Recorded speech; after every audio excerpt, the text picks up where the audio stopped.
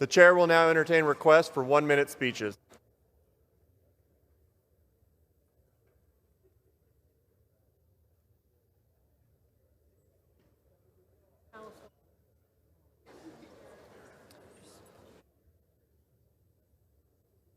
For what purpose does the gentlelady from California seek recognition?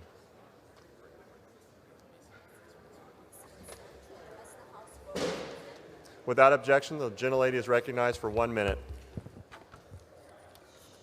Mr. Speaker, I rise to celebrate today's passage of the fiscal year 2024 National Defense Authorization Act. In addition to making critical investments in our military, this legislation takes significant steps to protect the United States from CCP spying.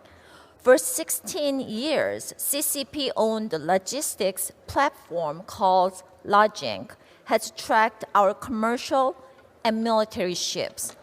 This NDAA deters CCP aggression by enacting my plan to ban the DoD's use of Logink and working with our partners to ban it too. The CCP is spying on American citizens across every industry, field, and institution. Congress must act to shore up vulnerabilities to the CCP, especially when it comes to our military and commercial supply chains. This NDAA does just that.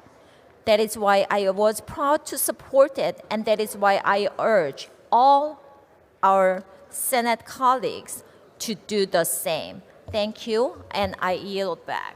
For what purpose does the gentleman from New Jersey seek recognition? Ask unanimous consent to address the House for 1 minute, revise and extend my remarks. The gentleman is recognized for 1 minute.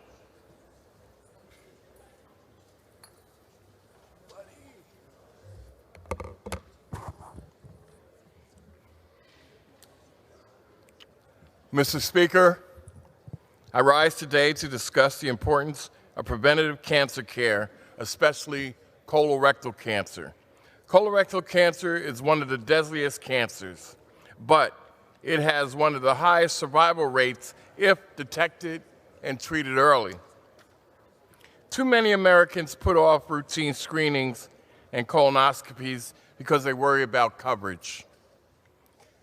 Now, United Healthcare has made this disastrous decision to require patients to get prior authorization before they get colonoscopies.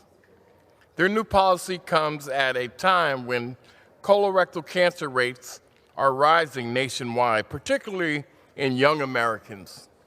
This policy encourages more Americans not to get screenings and colonoscopies, and it will cause curable cancers issues to become life-threatening ones. I lost my father, Congressman Donald Payne Sr., to colorectal cancer in 2012. I do not want other families to lose their fathers and loved ones from a lack of preventative cancer care. And with that, Mr. Speaker, I yield back. For what purpose does the gentleman from Texas seek recognition? Mr. Speaker, I ask for unanimous consent to address the House for 1 minute and to revise and extend my remarks as necessary. Without objection, the gentleman is recognized for 1 minute. Mr. Speaker, Washington has a spending problem. I know it, you know it, and more importantly, the American people know it. Our addiction to unaccountable spending has resulted in our nation accumulating more than $32 trillion in debt, leading to crippling inflation and a financial burden that future generations will struggle to overcome. That is why I have introduced the Principles-Based Balanced Budget Amendment, which will require annual spending and revenue to balance and will affirm the principle of fiscal responsibility through constitutional mandate. If ratified, this constitutional amendment would require Congress to balance the budget within 10 years while still allowing Congress to determine which mechanisms of how to achieve that balance through statute.